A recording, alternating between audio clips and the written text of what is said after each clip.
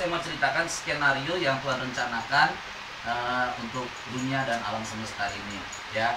Jadi ceritanya begini, ini orang yang sudah mati di dalam Tuhan Yesus, seperti mbak kita ini, orang tua kita ini, kalau dia sudah percaya sama Tuhan Yesus, nanti ya dia akan mengalami kebangkitan dulu.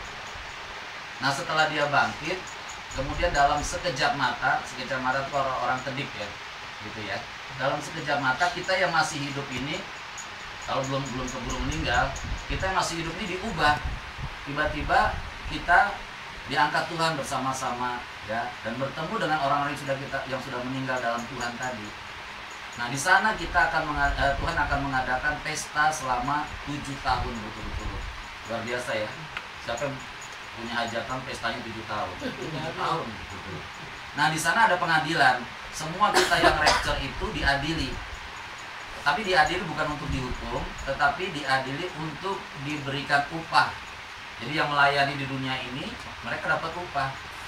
Ya, semuanya dapat. Nah, nanti setelah itu, saudara, ada peperangan di Harmagedon namanya. Jadi daerah Israel itu ada daerah namanya Harmagedon. Memang dipersiapkan nanti di lembah itu akan ada peperangan antara antikris dengan pengikut-pengikutnya, yaitu orang seluruh dunia, ya, berperang melawan Tuhan Yesus dan pengikutnya. Kira-kira menang siapa ya? Oh pasti menang Tuhan Yesus. Nah itu sebabnya nanti orang-orang yang antikris itu akan binasa semuanya. Dunia ini tetap ada, dan dunia ini akan diperintah selama 1000 tahun oleh Tuhan Yesus dan orang-orang pilihannya. Dalam selama 1000 tahun itu, saudara, dunia ini akan aman, damai, tentram, aman, santosa, ya, aman santosa, damai, ya.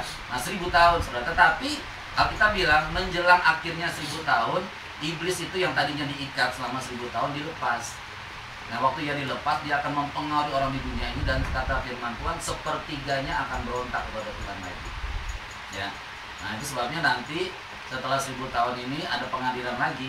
Orang yang tadinya tidak dibangkitkan karena tidak mengenal Kristus, atau orang yang Kristen tapi yang hidupnya jahat, tidak dibangkitkan, tetapi mereka akan dibangkitkan pada kebangkitan yang kedua itu, di tahta putih namanya. Kalau saudara baca itu nanti di Matius pasal 25 tentang orang yang kambing dan domba, yang di sebelah kirinya kambing, sebelah kanannya domba.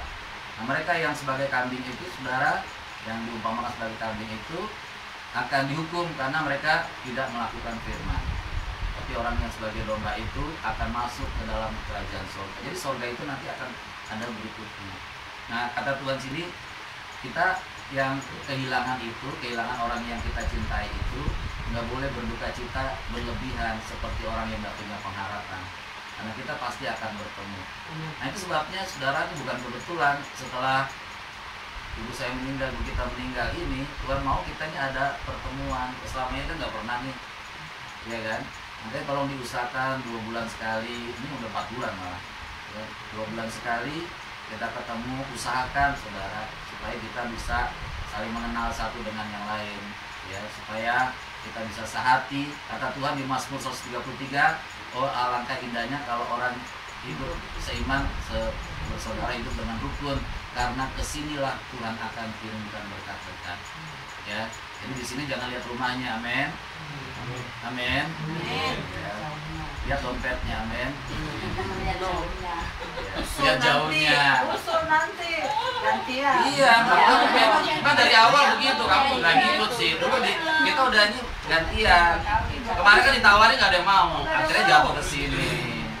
Ya. Juli berkat dong ya. Amin. Juli yang minta ini. Ya. Kalau nanti kalau Juwati kan kita di puncak nanti sudah.